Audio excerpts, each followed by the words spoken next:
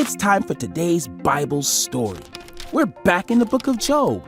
When we left Job last week, he was talking to God and going to God with his big feelings. Isn't it comforting to know that we can do that? And when we cry out to God with our big feelings, God not only hears and cares, but God answers. And that's what happens in today's Bible story.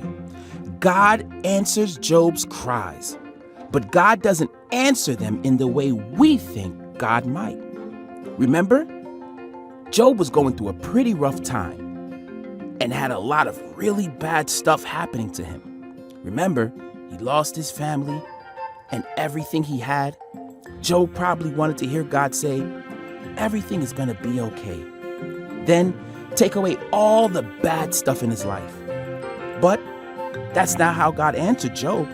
In fact, God answered Job by asking some questions.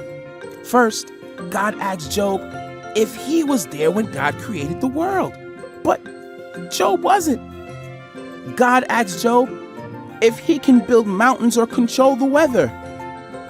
Of course, Job couldn't. God was not being a meanie by asking these questions. God is trying to get Job to see something called the big picture.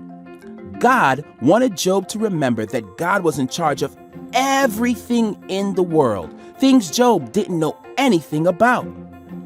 God was showing Job that there was so much more happening than his own problems.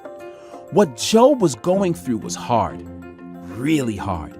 He lost everything and was in a lot of pain. Job was doing the right thing by talking to God about this. And God cared so much about Job.